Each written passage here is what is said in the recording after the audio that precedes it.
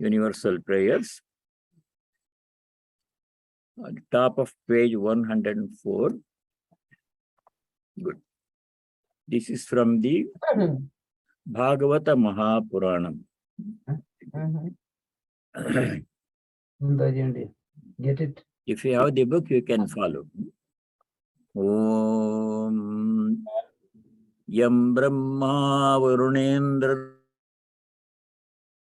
Divyaistavaihi Vedai Sangha Padakramo Panishadair Gayantiyam Samagaha Dhyanavasthita Tadgatena Manasa Pashyantiyam Yogino Yasyam Tam Navidusura Suragana Devaya Tasmai Namah.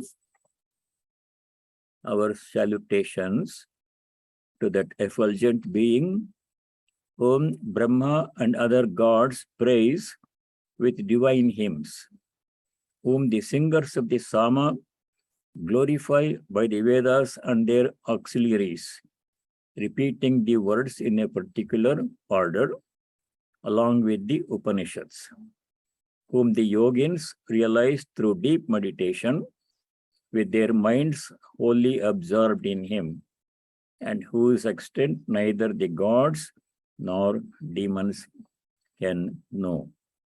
May he bestow his grace upon us all. Om Shanti Shanti Shanti.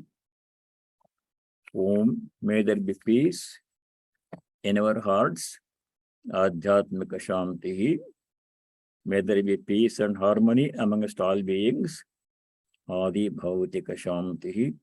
And may there be peace everywhere in nature. Adi Daivika Shanti.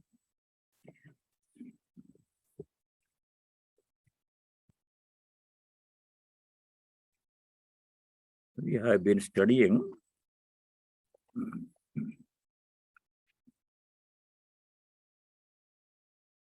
three kinds of karta. Karta means a doer. We are all doers. Anybody who does any action is a doer, karta.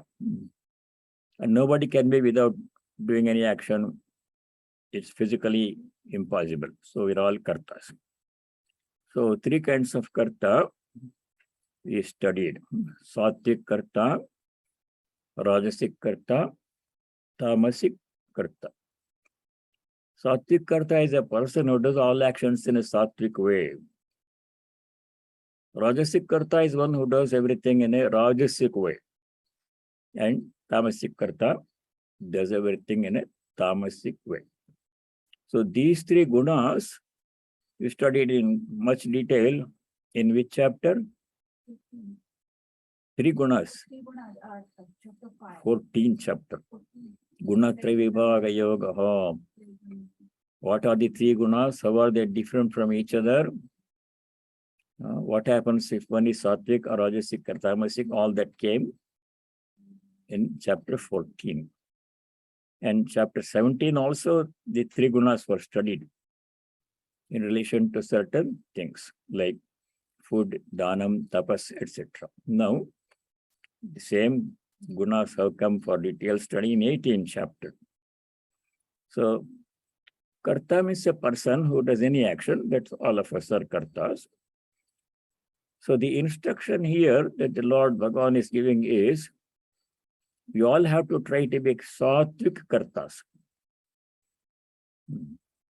Reducing the tamasic way of acting, doing things, and also reducing the rajasic way of action, and doing everything in a sattvic way. What is the benefit if we do that one? What happens if we become sattvic kartas? Sattva shows the way to freedom. Tamas kills. Rajas binds. Sattva frees. These three we studied in detail. Just remember Sri Ramakrishna's parable of the three robbers. The tamasic robber wanted to kill the merchant. They had taken away all his money and everything. And the rajasic robber wanted to tie him to a tree. bandhanam. Rajasic way of doing action binds us and keeps us at this worldly level, samsara, binds us to samsara, life after life. Samsara means going through the cycle of birth and death. And every birth you enjoy, we suffer. Same story continues. That is what Rajas does, binds us to this worldly life. Sattva, the third robber, he comes back and unties the knot of the robber, of the merchant was tied to the tree. The Satic robber comes back, unties him, frees him, and shows him the way to his hometown, home, free. So Sattvic way of doing things frees us, shows us the way to freedom, frees us from all the worldly bondages, suffering, everything, and shows us the way to liberation, moksha, mukti. So we have to first of all become Sattvic workers. So that we studied last time. What are the qualities of a Sattvic worker? What does it mean when we say a person is Sattvic worker? That was in sloka number 26. That we did last time. Let us go over it again, because this is important. We have to become Sattvic workers and eventually become free from all work. Work means bandhanam. Becoming free from all work, not in a physical sense. In a physical sense, we cannot give up work. At least for body maintenance, you have to do work, eating, sleeping, etc. But becoming free from work means becoming free from the attachment to work and its results. Jastu karma phalatyagi satyagi chabidiyate. One who gives up karma phalatyaga, karma phala, attachment to fruit of action, is a tyagi. But giving up action is neither possible nor desirable. Karma has to be done without attachment to karma, karma phala. So sloka number 26. Here, description of Sattvic karta. Mukta sangonakam vadi dhrutyutsaha samanvitaha siddhya siddhyor nirvikaraha karta sattvika uchyate. One is called a Sattvic karta when a person performs all actions, niyata karma. Two kinds of action we should totally give up. What are they? Two kinds of action we have to give up. Kamya karma and Nishiddha karma. Please remember them. Nishiddha karma means prohibited actions. What are they? Immoral, illegal action. Well, cheating, telling lies and stealing, all those things. Greed, all those things have to be given up. Nishiddha karma. Kamya karma means selfish action done exclusively for one's own pleasure or benefit. Not keeping the well-being of other people, just for myself. Taking care of myself, not worrying about other people.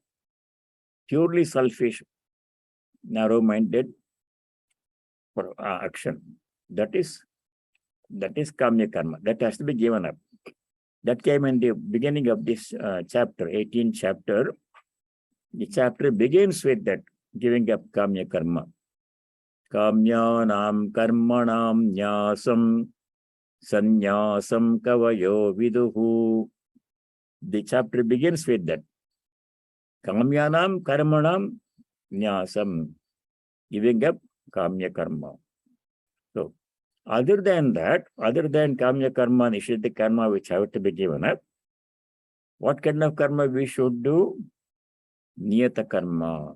Niyata karma means required duties, obligatory duties, which should not escape at all. So all that we studied before. Niyatam pura karmatvam karma jayohya karmanaha. Niyata karma tvam kuru. Bhagavan says, perform niyata karma. Required duty. Everybody has required duties. It changes with the time and changes. It's different for different people at the same time. So duty is variable. Each person has the responsibility to determine what one's duty is at a given time and perform it in a sattvic way. That is the instruction. So that action has to be done how? Mukta Sangaha, free from attachment. One theme that runs throughout the Gita is become free from attachment. Mukta Sangaha, Sangam Tyaktva, again and again. In one word, Sri Ramakrishna explained the whole gist of Bhagavad Gita, 700 slokas. What is that word? Tyagi, Tyaga. If he say, Bhagavan said, Sri Ramakrishna said, if you repeat the word Gita, Gita, Gita 10 times, you will find yourself repeating the word, saying the word Tyagi, Tyagi, Tyagi. Tyagi means one that gives up. Attachment to karma, karma phala. So that is the main instruction. Mukta Sangaha, becoming free from attachment to karma, karma phala, both. Satic worker, sorry. Second one, aham, anaham, vadi. Aham means I. Everybody says I. I'm doing this work. This is my work. I have to get the benefit. Always I, and mine. Aham, mama. I and mine. This is ahankara. That has to be minimized and eventually given up. At least we have to minimize that one. Anahamvadi, free from egotism. Mukta Sango Nahamvadi. Then two more things. Dhriti, Utsaha, Samanvitaha. Dhriti means perseverance, persistence. When some obstruction comes, we should not easily give up our action. Obstructions will come. That's the nature of life.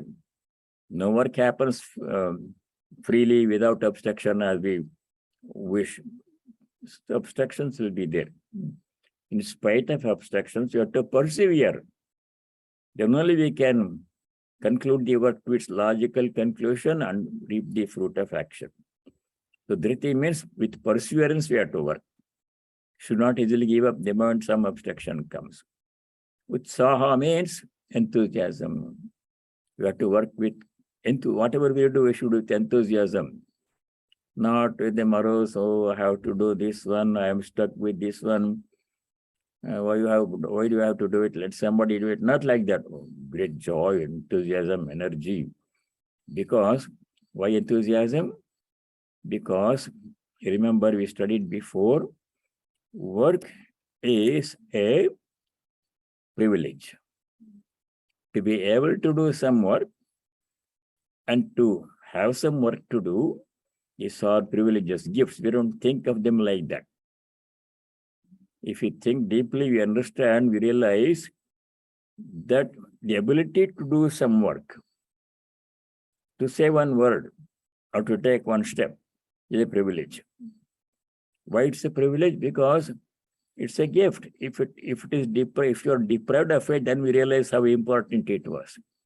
This is human nature. As long as we have something, we don't think of it, that it's a gift. We take everything for granted. But the moment it is taken away from us, then we realize how important it was. Then we miss. So work is like that. If we don't have any work to do, then we are not happy. You ask any unemployed person who is looking for a job, he's not happy. He wants to have a job to do. One thing. So work has to be done with enthusiasm. Second reason why we have to do with enthusiasm every work we do is because the ability to do work is also a very precious gift. You don't realize it because we are able to do. I'm able to talk, I'm able to walk, I'm able to eat, I'm able to breathe. So I don't think any special. But the moment his ability is taken away, the people who cannot breathe, they need the assistance of a machine to breathe. There are people who cannot walk. There are people who cannot speak because that ability is not there. Then they realize how important it was. That is why when we have both these things, we have work to do, opportunity is there, abilities there. Therefore, any work that comes to us should be done with enthusiasm, with joy, with gratitude, with love. That is Satic way of performing work, Satic Karta. Triti Utsaha, with enthusiasm, Samanvitaha, endowed with enthusiasm and perseverance. These are Satic qualities of a Satic worker. Then one more important thing is there in the second line. You are doing sloka 26. Siddhya siddhyor nirvikaraha. Siddhi means what? Success in anything that we do. Asiddhi means failure. Jaya, ajaya. Siddhya siddhyor nirvikaraha means a Satic worker is one who performs all work with enthusiasm and perseverance, free from attachment, and yet remains unperturbed. Nirvikara means unperturbed, undisturbed by success and failure. If success comes, we feel happy, we enjoy, we celebrate. If failure comes, we become angry, upset, depressed, and blame other people, make the situation worse. So here the Lord is saying, Siddhya siddhyor nirvikaraha, remaining unperturbed, remaining calm in spite of failure and success. When success comes, the tendency is to celebrate, exult too much and celebrate. Oh, I have succeeded. I did this one. I got the best result. Take credit for one's own success. When failure comes, the opposite, becoming angry, upset, depressed. This should not be done. So in success, failure, we remain calm. Take everything in stride and not be depressed or angry when failure happens, and not exult too much when success happens. Remaining calm. Siddhya siddhyor nirvikaraha. This ability to remain calm in success and failure, and in all pairs of opposite. Sometimes we succeed, we fail. Sometimes we happiness comes, unhappiness comes. Sometimes we lose, sometimes we gain. Jaya, ajaya, labha, alabha, sukha, asukha. And all these pairs of opposites, dvandvas, a yogi, devotee must remain calm and unperturbed. Siddhya siddhyor nirvikaraha. This has come several times in the Gita. Where did we study that? Second chapter. Chapter 2. Chapter 2, 48. 48, you are right. Yeah. There early in the Gita, Bhagavan said, Yogastha, to second chapter, 48 sloka. Yogastha kuru karmani sangam tyaktva dhananjaya. Sangam tyaktva, mukta sangha.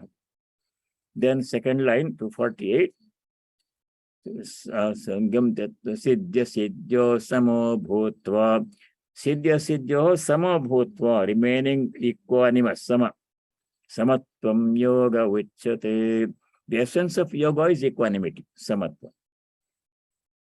So from there onwards, Bhagavan has been saying, when success comes, don't be elated too much, because next moment things may change. Today we succeed, there is no guarantee we'll succeed tomorrow also. When failure comes, don't be too much sad or depressed or angry. Siddhya siddhyor nirvikaraha. Karta satvika uchyate. Satya karta, satya doer is a satvik karta. So to recapitulate, mukta sangha, free from attachment to karma, karma phala. Alahamvadi, free from egotism. Third one is dhriti, utsaha samanvita, endowed with perseverance and enthusiasm. Fifth one is remaining equanimous in success, failure. Siddhya siddhyor nirvikaraha. Karta satvika uchyate. We all have to follow these 5 rules. Now we go to Rajasik Karta, second 27th sloka. Rajasik Karta, 27. Ragi karma phala prepsuhu lubdho himsatmako shuchihi Harsha shokanvita karta rajasa parikirtitaha. Raga means attachment. Ragi means one who has attachment to karma, karma phala. Karma phala prepsuhu, one who is desirous of fruits of action. I'm doing this, I must get the benefit. So that expectation that one should get the benefit of one's action is not a good thing. It's a rajasic trait. Good things will come if you do good action, bad things will come if you do bad actions. But that should not be a motivation to do something. What is in it for me should not be the motivation. When I do some work, how is this work going to benefit all and everything, everybody? In the largest possible context, we have to do our work, not for just me or myself. All that came in the 3rd chapter. Karma phala prepsuhu lubdaha. Lubda means a greedy person. You know, lobha? Lobha means greed. Lubda means a greedy person. Greed for more money, more power, more happiness, more property. Not good. Himsatmakaha, violent person. Ashuchihi, impure person. Purity has to be both inward, internal and external. Bahya antarashuchihi. External purity means the workplace must be clean. The instruments with which we work must be clean. Before and after, you have to clean up the instruments. The place where we work must be clean, not full of all the kinds of litter and everything. And internal purity means mind must be pure, free from selfishness, egotism, and attachment. Ashuchihi. A person does not have this kind of purity is a rajasic worker, ashuchihi. Then next one, harsha shokanvitaha. Harsha means delightment, happiness. Celebrating when success comes. Shoka means sadness. When failure comes, we become sad. Both have to be modulated. We have to control our emotions, because the result of our work is not only dependent upon what we do, but upon other factors, the external factors over which you have no control. I may do the best quality work, but still failure may happen. Not because I did not do things properly, I did my best. Still failure happens because of factors beyond my control. For example, what other people do, your co-workers do, or in the same family, you do the best work, some other family member does not do, there's something opposite, then the whole family suffers, your work fails. So those factors we considered in the earlier in this chapter. What are the 5 factors that affect our work? 5 things affect our work and affect the quality of our work, affect the result of our work. What are they? 5 things. Location, environment, adhishtanam. The environment where I work affects the quality of my work. If the office environment is very, very clean and satic, then your work will be done nicely, result will be good. If the family environment is nice, or everybody is nice, doing their work properly, result of work will be good. And the country in which you do the work is relatively peaceful, then your work will be good. If there is a lot of unrest in the country, then that will affect your work. All these are different environments. We function in different environments at the same time. So the environment affects the work. How much control do we have? Not much. Because who is the co-worker? How does he or she work? His education, his training, his motivation, his work ethic, all that affects your work. Not much control.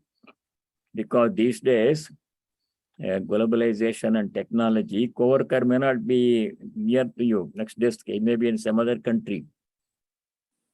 So that the result, the quality of his work affects your work. His output is your input. So how much control can you have? Peace and weather and the effect of past actions, you can't control this. So that is one, environment.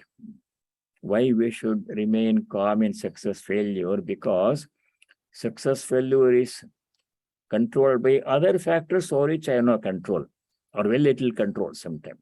One of them is environment. Second one, adhishthanam tatha karta, the type of doer. If I'm a Satic karta, quality of work will be good, result will be good. If a Rajasic karta, not so good. If a Tamasic karta, everything else is going to be spoiled. Karta. Then third factor is Instruments. Karanam cha pratak vedam. Karanam is instrument. The instrument which we use should be in a good quality instrument, maintained in good condition. Otherwise, your work will not be successful. What are the different kinds of instruments we use? Our mind itself is the first instrument.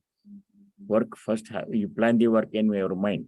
What you have to do, how to do it, all happens before you put it, the work, actually physical work starts. Then in our own instruments, our hand, our eyes, our ears, these are instruments. Some jobs require good eyesight. If you cannot see properly, then you cannot drive, you can't see the sign, no distance, affects your driving, like this one. These are second level instruments. Then the external instruments, the computer that you use, or some other equipment that we use, if that instrument is not maintained properly, not properly calibrated, that affects the quality of your work. And that's not done by you. The maintenance done by some owner, the company supplied on contract. So all those things are factors which affect our work. Adhishthanam, karta, karanam. Fourth one is effort. Vividasya pratak chesta, quality of effort. That also depends upon the environment for workers. You may want to do the best work, but if supervisor said, you have to do only this one, then you don't have much control. The last factor is Daivam. Daivam chaivatra panchamam, no control, uncontrollable. Daivam means the effect of past actions, what I did 10 years ago, 20 years ago, or yesterday, affecting the quality of work today. I can go back and correct my mistake that I did in the past. All those things. So all these 5 factors affect our work. That is why we have to do our best. And when the result comes, good or bad, success or failure, after having done my best, which is my responsibility, result is not totally under my control. Other factors such as these affect the result. And I have to accept the outcome, whatever it is, calmly, nicely. All these things we studied where? 5 things are listed where? This chapter only. This chapter, sloka number 14. Adhishthanam tatha karta karanam cha pratak vidam. Therefore, coming back to 27, harsha shokanvitaha, free from delight and sadness when our work fails or succeeds. If a person cannot control his celebration when he succeeds, on his depression, anger when it fails, then he is a rajasic karta. Karta rajasa pariketitah shaksushrakanvita means affected by all these things. Try to remain unaffected. Again and again, Bhagavan says. Then you go to tamasic karta. This is sloka number 28. Ayukta prakrita stabdha shatho naishkritiko lasaha vishadi dirghasutri cha karta tamasa uchyate. Tamasic karta is being described here in sloka 28. Ayukta means a person does not have concentration in work. Yoga means being engaged in something with full concentration. Ayukta means one whose mind is wavering, you are doing something, thinking something else, then affects the quality of your work. Whole mind must be on the work that we do. Nothing else must be there. I'm doing this work, only think about this work. Then the work will be good quality work. Otherwise, I'm doing something and thinking something else, and what is happening, we don't know. We are cooking, you're thinking something else, whether you put salt once or twice or didn't put, the quality of work suffers. Tamasic way of doing things. Ayuktaha, without concentration, unsteady. Prakritaha. A tamasic worker is does everything in an unrefined way. Samskrita means refined. Why the language Samskrita is called Samskrita? Because it is refined, Samskrita. As opposed to that, Prakrita means unrefined, rough and crude way of doing things. Everything can be done in a refined way and a crude way. Just to keep something in some place, want to keep this book on this table, you can do it in a refined way, nicely, keeping the book here, book facing top, facing upwards, gently in its assigned place. One way. Or you can just throw the book somewhere. Refined way to do something, crude way to do something. So a tamasic karta is one who does everything in an unrefined fashion. Prakritaha. Ayukta prakritaha. Stabdaham. Stabda means arrogant person. Shata means deceitful person, cheating. Some people like to cheat on their work. They don't want to do the work properly. They do half of it or don't do it properly, do something else. When they are supposed to do this, you are doing something else. That's not good. Shata means deceitful person, cheating person. Naishkritikaha. Naishkritikaha means a malicious person. Doing something in order to intentionally cause inconvenience to other people. Very bad tamasic activity. Alasa means a lazy person. Lazy. Then next quality is all qualities of a tamasic worker. Vishadi. Vishadi means a person with depression. Vishada means depression. You remember Vishada came in the first chapter? Yeah, for Arjuna Vishada Yoga. Arjuna was very sad, depressed when he saw the Kaurava army with the Bhishma, Drona, Karna, Duryodhana, everybody on the other side. He became upset. How am I going to kill these people? If I don't kill, they will kill me.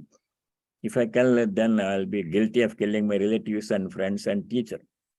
Vishada means depression, despondency. Vishadi, a tamasic worker, has this negative frame of mind. Work will not succeed. Last quality of a tamasic worker is Dirgha Sutri, means a procrastinating person. People have a tendency to postpone everything for tomorrow and later. Something has to be done now. We want to do it later, today evening. Something has to be done today. Let me do it tomorrow. Something has to be done this week, or let me do it next week. That is tamasic quality. Dirgha Sutri means a procrastinating person.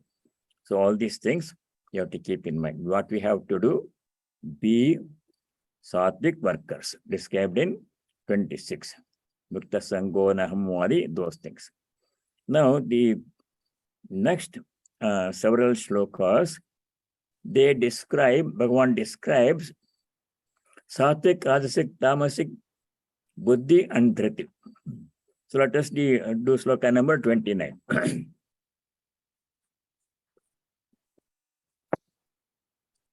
29. Buddhir-bhedam dhriteshchaiva gunatas-trividham shrunu prochyamanam-asheshena prithaktvena dhanam jaya. Arjuna, Bhagavan is saying, Buddhe. Buddhi means what? Intellect, thinking power, deciding power. This very important faculty of the mind. Buddhi can be Satic, Rajasic, Tamasic. Satic Buddhi is always making the right decision, appreciating what is, understanding what is right and what is wrong, and differentiating. Always sticking to the path of the right, righteousness. Tamasic Buddhi means all doing everything opposite. Viparita Buddhi. You will study that one. Buddhehe. Dhritehe. Dhriti means perseverance. Dhriti came in the earlier chapters to 13th chapter. Perseverance. Ability to persevere in spite of obstructions. Resolution. I want to do something, I'm resolved, my resolution must be firm, not easily give up. That is Dhriti. Buddhehe, Dhritehe, Gunataha, according to their guna, Satvik, Rajasic, Tamasic, three gunas. Three kinds of Buddhi, three kinds of Dhriti, according to their guna, Satvik, Rajasic, Tamasic. Prochamanam, I'm going to explain in detail, Asheshena, completely, in full detail. Also Prutatvena, separately. Shrunu means you listen to me. So Sri Krishna is saying, listen to me carefully. I'm going to explain now. Three kinds of Buddhi, Satvik, Rajasic, Tamasic Buddhi, three kinds of Dhriti, perseverance. Listen to me. I'm going to explain these things to you nicely, completely Asheshana, in detail. Now we go to the Satvik Buddhi, described in sloka number 30. Very important. Satvik Buddhi. So here he says, Pravrittim cha nivrittim cha karya karye bhaya bhaye bandham moksham cha ya veti buddhissa partha satviki. Satviki Buddhi is being described here, Satvik Buddhi. We should all try to cultivate Satvik Buddhi. So we have to know what is Satvik Buddhi. So here, sloka number 30. Pravrittim cha nivrittim cha karya akarye bhaya bhaye bandham moksham ya veti. That Buddhi, veti means that Buddhi which can know clearly, understand what is pravritti, what is nivritti, what is karya, what is akarya, what is bhaya, what is abhaya, what is bandha, what is moksha. Distinguishing between what is right, what is wrong, what is real, what is unreal. That ability to distinguish is a very important faculty we all have to have. That Satvik Buddhi we have to cultivate. So let us see one by one. Pravrittim cha nivrittim cha. Pravritti means engaging in action. Nivritti means withdrawing from action. In a physical sense, we can't withdraw from action. Some action has to be done. Unnecessary action we can withdraw. Nishiddha action we have to withdraw. Kamya karma we have to withdraw, not do them at all. But some work has to be done. If you have a job to do, then you have to go to work every day or work at home from this time to this time. That is your niyata karma. You can't escape that one. So nivritti means becoming free from the need to work. We will study, understand that one. First, let us see pravritti. Pravritti means engaging in action. If we engage in action, what happens? Action is inevitable and we engage in action. Anytime you do some action, some result will come. Two kinds of result will come.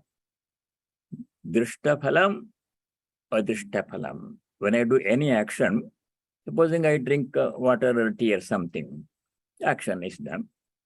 Two kinds of action result will come. What are the two kinds of result that will come inevitably when any action is done? One is immediate result which is felt. Drishta phalam. See, drishta means seen. That we can see. Now that is, if I drink water, my thirst will be quenched. Then immediately I feel the relief. The effect is felt of drinking water. That is drishta phala. You know, you experience the fruit of action. It is known, it is seen. Drishta means seen. And in addition to that, adrishta phalam also happens. Adrishta means not seen. We don't see. It happens in the subtle plane. Anytime I say something, any word, think some thought, or do some action, then an impression is created in my mind. Inevitably, any action that I do, big or small, right or wrong, they all create an impression. Those impressions, we don't see them. They are in the mind. They are recorded there. So those impressions, they will not go away. They keep on accumulating. And what happens was, the sum total of all those impressions that I am myself creating, have created in the past due to past action, that determines my personality. You studied that before. What I think, that I become. What I do, that will be my future. So many times it has come.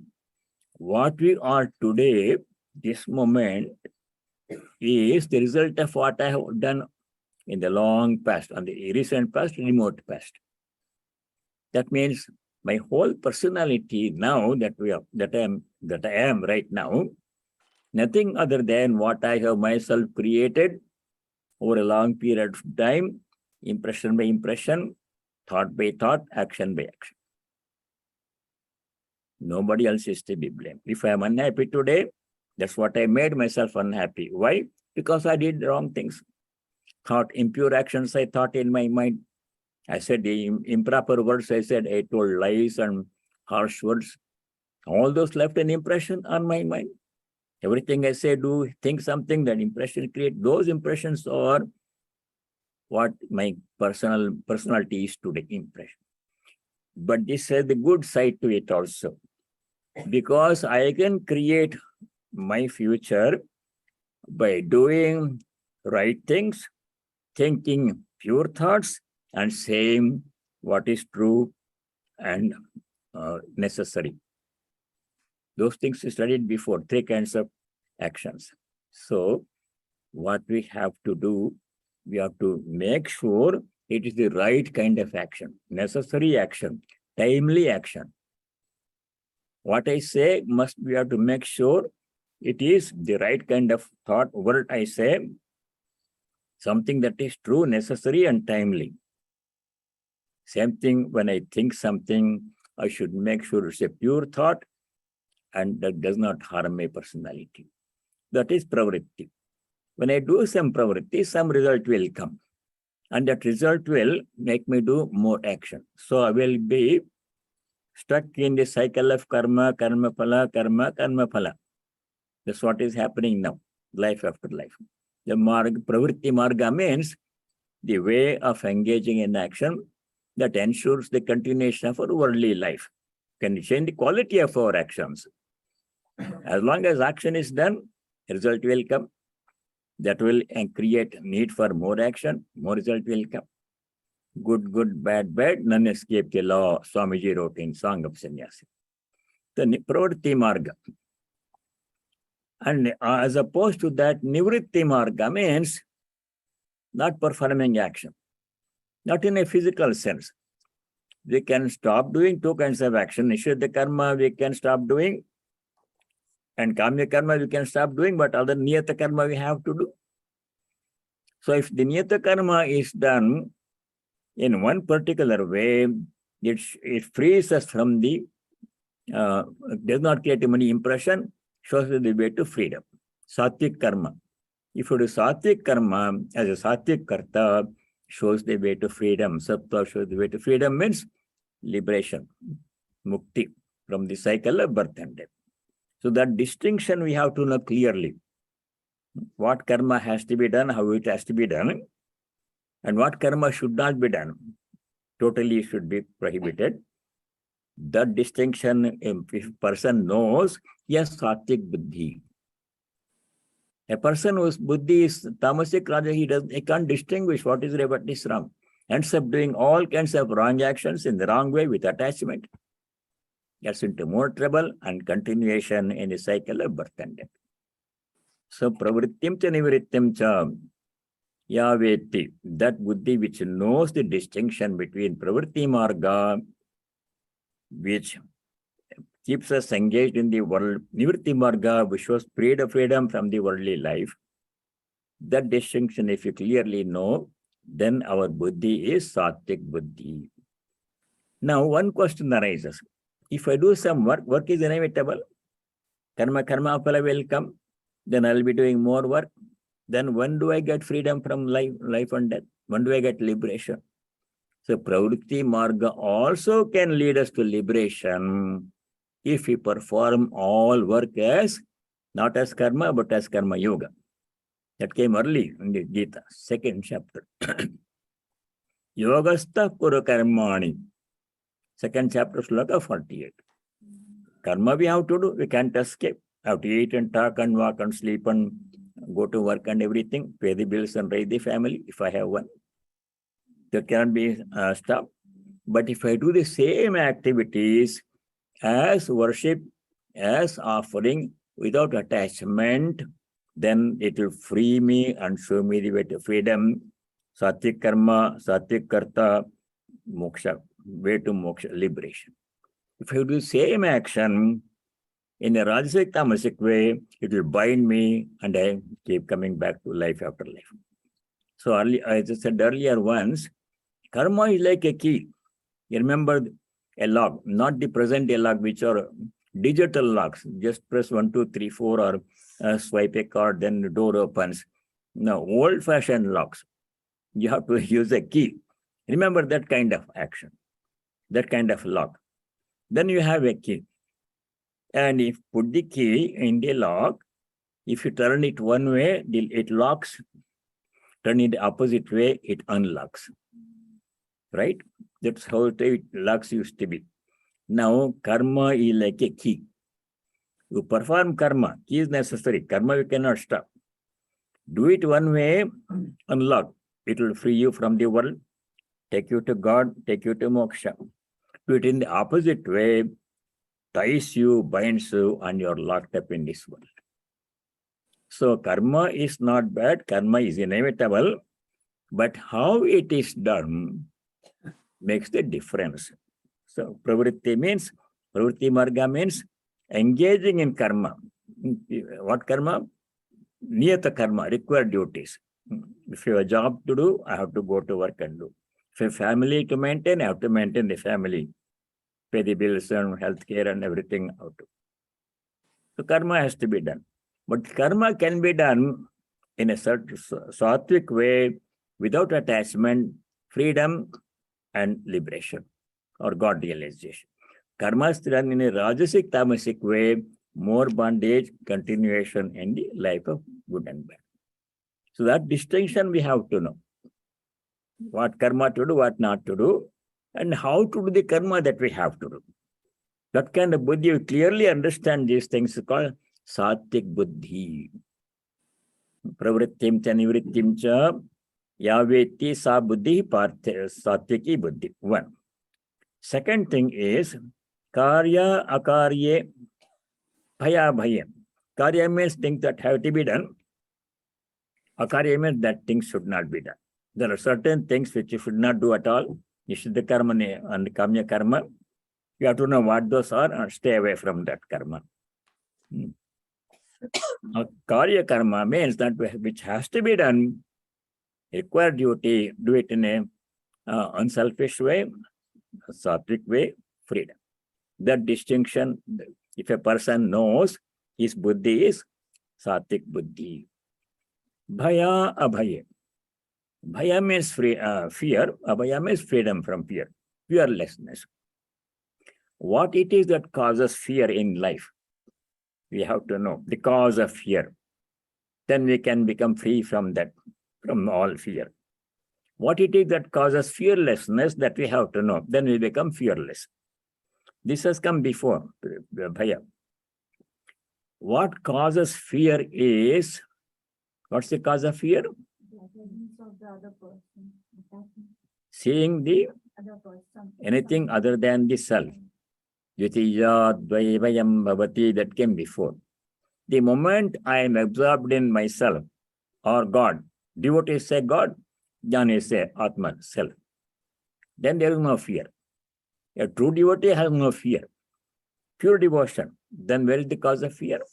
Because a true devotee is one who has so much devotion to God, faith in God, and conviction that God takes care of me if I'm devoted to Him. Then there is no cause of fear. Devotion, fear cannot go together. That is one way to become free from fear. Have full devotion, pure devotion. Another way, Jnani's way, is to remain absorbed in the Atman, Atma-jnana, self-knowledge. Then where is the fear? I am the self, I am the Atman, I am Brahmasmi. There is no other second thing. Ekameva advitiyam. Fear comes from the other object. No other person, no other thing to cause me fear. That is Jnani's way. Either way, we have to become free from fear. Fear is a very big abstraction in life. Limits us.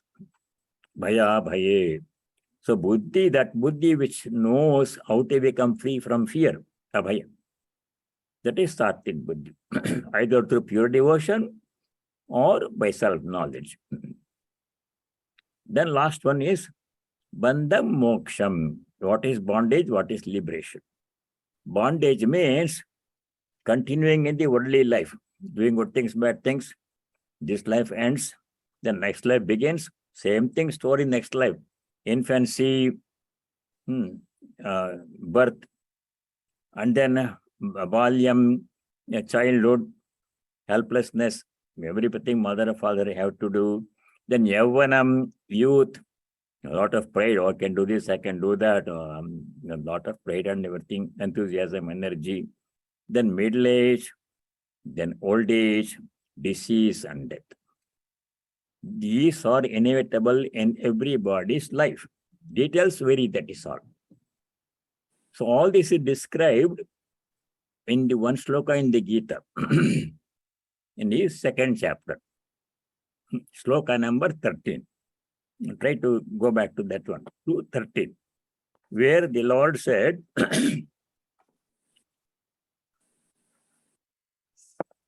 there Bhagavan said, when a person is born, goes through childhood, etc. Kaumaram yavanam jara tatha dehantara praptihi. Dhirastatrana muhyati. The person, Kaumara means a boy, Kumari means a girl, Kaumara means childhood. And then middle age, youth, and then middle age, old age. Jara means old age. Vyadi means disease. Dehantara prapti means giving up this body and getting a new body, rebirth, death and rebirth. These are all inevitable. There, dhiraha namuhyati, a person becomes free from all the fear of all these things, remains unperturbed, accept them as inevitable. That is what, that kind of buddhi we have to cultivate, satic buddhi. Satic buddhi, unaffected by the inevitable changes in life. So all these are sattvic buddhi qualities. Now, Rajasic buddhi is easy to understand. Sloka number 31. Yaya dharmam adharmam cha karyam cha ayathavat prajanati buddhissa partha rajasi. Rajasi buddhi is what? Yaya, by which, that kind of buddhi by which, dharmam adharmam. What is dharma? What is adharma? What is righteousness? What is unrighteousness? What is right? What is wrong? The distinction is not clearly understood. Sattvic buddhi clearly understand what is right, this is wrong, this is dharma, this is adharma. Clear understanding, no confusion. Sattvic buddhi. Rajasic buddhi cannot understand properly. Mistakes one for the other. Dharma, dharmam, karya, cha akaryam. A Rajasic person sometimes ends up doing with things which should not have been done. Sometimes fails to do things which should have been done. That is Rajasic, not able to understand clearly what is to be done, what should not be done. That clear understanding is not there. Rajasic buddhi. Ayathavat prajanayati. Yathavat means as exactly it is, as it is, truth as it is. Ayathavat means not clear understanding, mistaking everything to be something else. If somebody makes a statement, I should be able to clearly understand what that person meant by that statement. That is Yathavat Buddhi. Then a clear understanding, Satic Buddhi. If I mistake what he says, interpret it in a different way, unintended by the speaker, then Buddhi is Rajasic Buddhi. Ayathavat, not properly, improperly understanding what is dharma, what is dharma, what is to be done, what is not to be done, when something has to be done, when something should not be done, not clearly understanding, mistaking everything, that kind of Buddhi is Rajasic Buddhi. Buddhissa Partha Rajasi. Then Tamasic Buddhi. Exactly opposite. Adharmam dharmamitiya manyate tamasa vrata sarvarthan viparitamsya buddhissa partha tamasi. Tamasi Buddhi is described here. Adharmam dharmamite manyate. What is adharma should not be done, this person thinks that is to be done. Exactly opposite, viparita buddhi. For example, a Satic person says, truth has to be told, satyam always. A tamasic person says, I will tell the untruth. Intentionally they say the untruth to gain some benefit, but that benefit is short-lived, temporary, eventually being a lot of misery and suffering. That we don't know. I get away with something, telling the untruth, I get some advantage in the short run, so I don't mind doing that one. Don't mind cheating somebody because I get some benefit. But in the long run, that adharmic karma that I do now will cause enormous amount of suffering. Karma will catch us up with us sooner or later, inevitably. No one can escape the effect of our karma. So the person who ends up doing wrong actions, telling untruth, all that is that kind of buddhi tendency is tamasi buddhi. Adharmam dharmamite manyate. Tamasa vrata. Why this happens? Because tamas means ignorance. Out of ignorance, sometimes knowingly also we do wrong things. Unknowingly, if you do something wrong, then it is to some extent, and I did not know, then I realized it was wrong, then I repent and correct it. That's one thing. But knowingly what I'm doing is wrong, some people do bad things. That is totally tamasic. What happens is, in the short run, they will get some benefit. Whatever they are seeking, power or money or something that a position, something they want, they get it by doing a tamasic action. But that benefits lasts only for some time. And in the long term, the bad karma will catch up with this person, will create enormous suffering in that person. It may happen in next life. Bad karma did in the past life, I'm experiencing the bad result in this life. Then I cry, oh, why am I? I did not do anything. Why me? I did not do anything wrong in this life. Why this suffering has come to me? We complain like that. But what I did in the previous life, all bad karma, I don't remember. That is the effect of tamasic buddhi. Tamasic action, illegal, immoral action, nishedha karma, inevitably will bring suffering. No one can escape the law of karma. Sooner or later, sometimes the karma phala comes after long lapse of time. I do something wrong today, immediately nothing happens. I get the benefit. But 5 years from now, 10 years from now, when the result comes, oh, then I cry, oh, why am I having this problem? Why me? Unless I have done something wrong, nothing bad will happen. Swamiji said all of this in one sentence. Swami Vivekananda said, no misery comes to any person except as one has paved the way for it oneself. If I am having some problem now, which cannot be traced to something I did wrong in the recent past, I did nothing wrong, this problem has come, then there is a cause of the problem was in the past. No misery comes except as I have done something to warrant it, make it happen. Something about good. So it is on our hands. So what we have to do is to refine our buddhi, make it Satic buddhi. Tamasic buddhi is viparitam sarvatam viparitamsam. Everything understanding in the opposite way. Shastra says, wise people have said, elders have said, don't tell lies, don't cheat, don't steal. That's what you have been told. The books are saying that. Scriptures are saying that. Saints are saying that. Parents have said that one.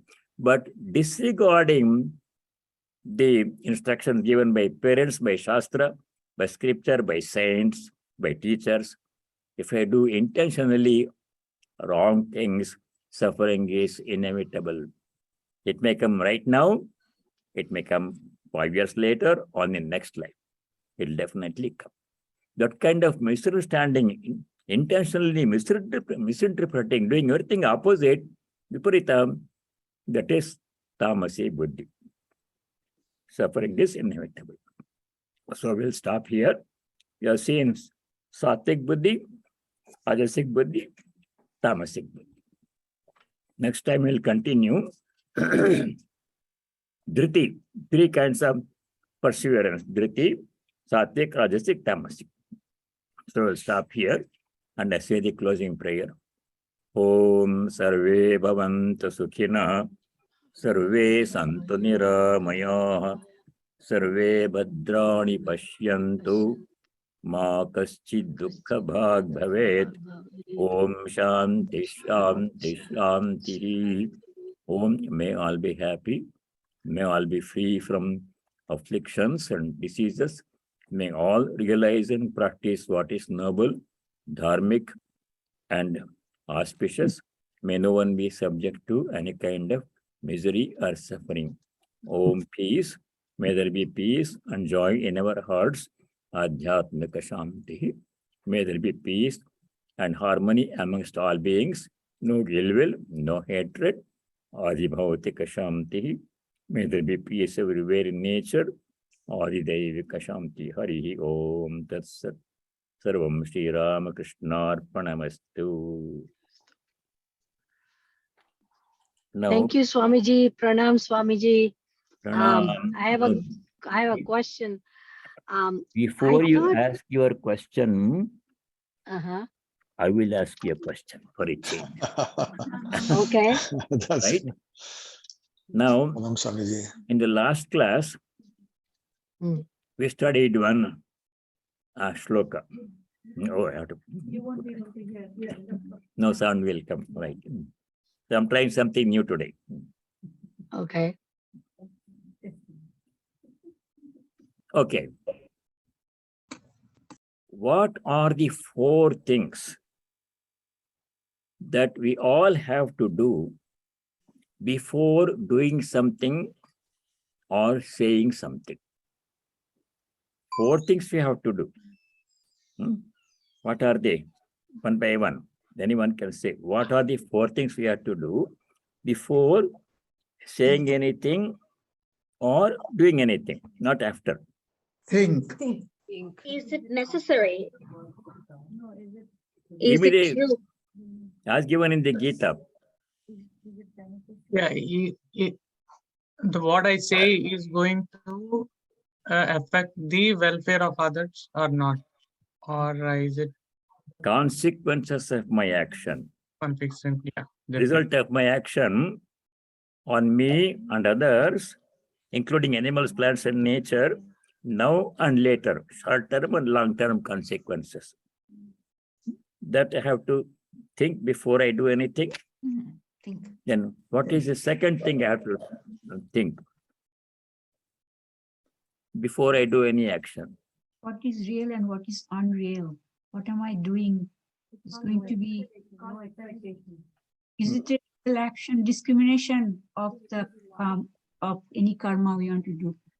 Is it daivic or is it something I'm going to do which is real, means not towards Bhagavan, you know.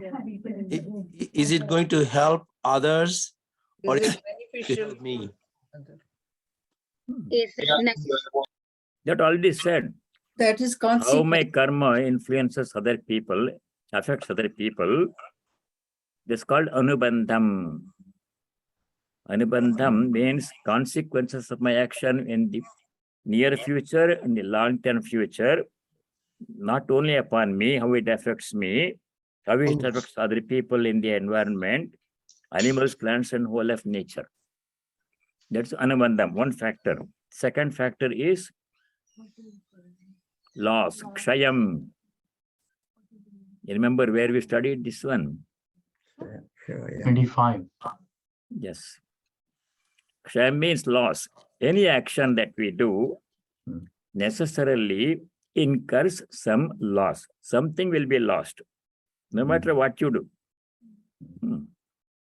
For example, you lose material, you lose Time. energy. If you cook, you lose energy, gas, or electricity. And third thing, you lose the time and energy.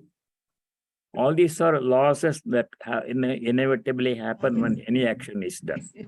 Why Even can't if I that don't be do any action physically, if I'm simply sitting there thinking about something, what do I lose? There's no material involved. What do I lose when I simply think something? time? Time, Time. mental energy, time. So the question to be asked is the loss, kshayam that is inevitable, justifiable in view of the gain that action may bring? If it is justifiable, then you go ahead and do the action. Otherwise, you have to think, should I do it or not? Sometimes the action is inevitable. Supposing you just walk on the ground, just walking, you're not causing any problem to anybody. Then what happens? I may cause himsa to the small creatures on the ground. So many small ants and everything are there. I cannot see. I step on them. So to stop that one, can I stop walking? I have to go from place to place. So that is some degree of loss is inevitable. But minimize it as much as possible. Anubandham kshayam, loss. Then himsa, third one is Himsa. himsa. Himsa means violence, loss, pain to other people. If my action brings any pain to other people, though it may benefit me, but if it causes an inconvenience to other people, then I should stop and think. Sometimes himsa is inevitable. Give me an example when action is himsa is inevitable. I have to do something which will cause pain to others. I can't stop doing it. What kind of action is that? Give me an example. Some creatures walking on the ground. Breathing. If I take a breath, then all the bacteria, all those things, they will go. And then if a surgeon does the surgery, pain will be there to the patient. He may reduce it by giving anesthesia and pain medication. Some pain will be there. That pain is inevitable. To save that pain, if you don't do surgery, then disease will continue and become worse. So some degree of pain, himsa, may be inevitable in some cases, but if it is preventable, then I should not do that action. Preventable himsa should not be done. Himsa. And what is the last factor? Paurusham, right? Paurusham. Paurusham means ability and resources. Do I have the knowledge, resources, ability to complete this work? That should be done before starting the work. With great enthusiasm, if I start something, and then I discover, oh, I don't have the resources to complete this one, I should not have begun this one, then we already lost something. Lost material, time, energy. So ability has to be considered. So Swamiji, they are all consequences anyway. Yeah. All Paurusham four is can, not a consequence. all four can be Himsa termed is a as consequence. Himsa is a consequence. Kshayam is a consequence. Paurusham is what it takes to do your work. That's not a consequence, but we have the necessary resources, ability, material, knowledge, time to complete this work. Right. So this is all explained in where? Sloka number 25. 1825. So we have to go back and review Mhm. old slokas every time. Then next, what happens?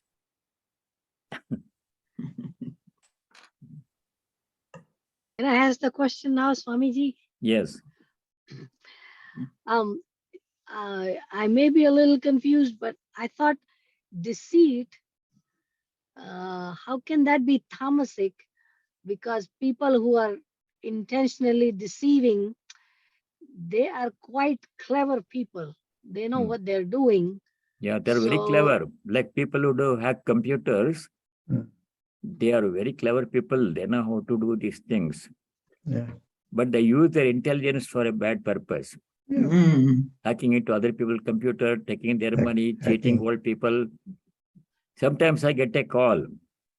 Yesterday also I got that call. Oh, yeah. Once somebody called and said, I'm calling for Medicare. I want to verify some things. Hmm. Then I said, if you're calling for a Medicare, you already have my information. What is that meant to verify? Hmm. Then I asked him to give me your number, phone number. He gave a phone number. The way he said the number, obviously it is not Medicare. See, Yeah. in India, the way say phone number is 235, 3 digits, 7346, 4 digits, and 123. 343. That's how they say the phone number. Here it is 334. 301 603 1772. But he said 3016, 301 603 7112. Then I said, you're calling from India. You're not calling from America. Put down the phone. Medicare does not call. Yeah, they Yeah. don't come. Medicare does not call. But this person, several calls I get from Medicare. This Yeah. person says, I'm calling from Medicare, I want to verify. He wants to know, get my Medicare number. That's what he wants to get. Yeah. Yeah. So this is kind of himsa, immoral action, legal action we should not do. He may get some benefit. Many people, the old people are cheated out of money. They lose their money. And he gets money. The scammer, phone scammer. Then what happens? He enjoys the money. Later on, when the karma phala comes, suffering and crying and misery, oh, why I'm suffering this? Should not do that. So deceit is not just Absolutely cleverness. forbidden. It's not rajasic. It's It's tamasic tamasic. because they're hurting somebody. Yeah, it's and tamasic themselves. karma. Deceit is tamasic karma. Cheating other people should not be done at all.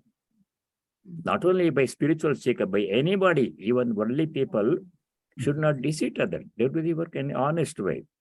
If possible, help other people, but never deceive. Never create trouble for others. If possible, you help. Otherwise, at least don't do anything. Can I ask a follow-up question for Simaji, You Swamiji? can hear the question? No, follow I up. just follow-up question, just a follow-up question. When it's very natural that whoever that we are associated with, whether it's spouse or kids or family, sometimes you can also, based on our previous Same karmas, you can stuff.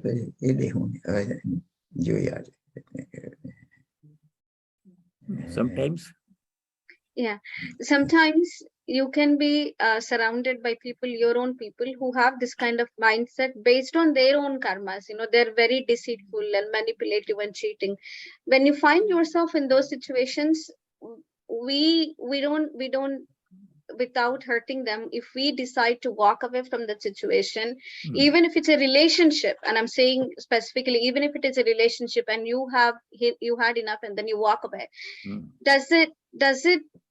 do you incur bad karma because you walked away from that relationship?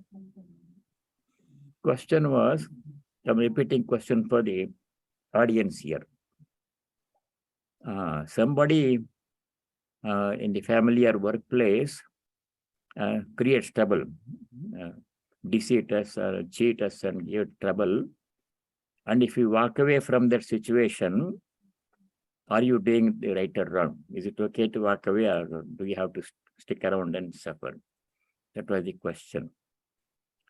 You cannot always walk away from, because that person is creating the trouble, co-worker or a family member. Why that person creating trouble? Because it is my own bad action coming back through me to that agent. He's only an agent. Like the faucet delivering impure water.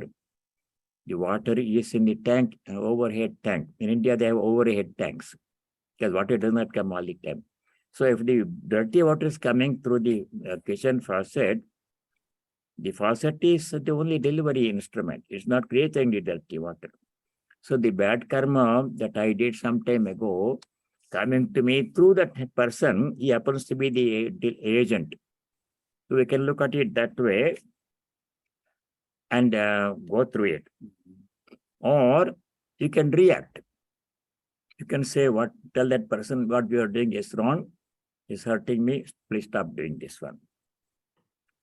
But people of very high realization, they don't react at all. If some suffering comes to somebody, they will absorb it. We are not at that level. We have to react. If a robber comes to my house, I should have taken precaution, preventive measure, like putting the security system and everything. And if it comes, I have to call 911 and take action. But when Ramana Maharshi's ashrama robbers came, Pick it up. you just let them come and they beat him up, let him beat them up. We are not like Ramana Maharshi. So we have to react. We have to react. Reaction is necessary, but without malice. And before that situation comes, we have to have taken preventive measures, remedial measures. When something still happens and cannot prevent or remedy, then we have to bear it. Preventive measures are those which you take before the situation comes. But it's so difficult. But it's so difficult to put in preventive measures if they're very deceitful. Like if they're narcissist, if they're very deceitful, they're putting some preventive measures. You will put some preventive measures at least if you know the symptoms and you have an understanding of this is what's happening. But if it's very deceitful, how would you put some preventive measures? It's already too late. We should not have had the company of that person prevented, foreseen. But that doesn't always happen. You realize that person is a bad person after you have a relationship. The question was, Mate, namaskar. Question was, if a person intentionally creates trouble for you, and you can prevent it because already he is there in your workplace or in the family, that person already there. You can prevent it. Prevention would be to not get into that situation at all, but that you can't always do that one. We have to marry, we have to have job. And then when that time can't be prevented, then person gives trouble. Then what do you do? That was the question. Can you walk away or react? That depends. Sometimes you have to react. Sometimes you have to walk away. Walking away is not always possible, sometimes not desirable also. We have to react. If nothing works, practice deeksha, forbearance. No, as I said before, why that person is creating trouble? Because there is an antecedent. No misery comes to us either through somebody or something, except as I have paved the way for it myself. So some reason is there why that person is there in my life. So you have to face it and bear it. See if it can be trouble, can be reduced or minimized or stopped. You can't always walk away. If it is possible, you can walk away. That depends on the situation. So I cannot give a one general answer. You always walk away or you always stay and go through it. That you have to decide that one.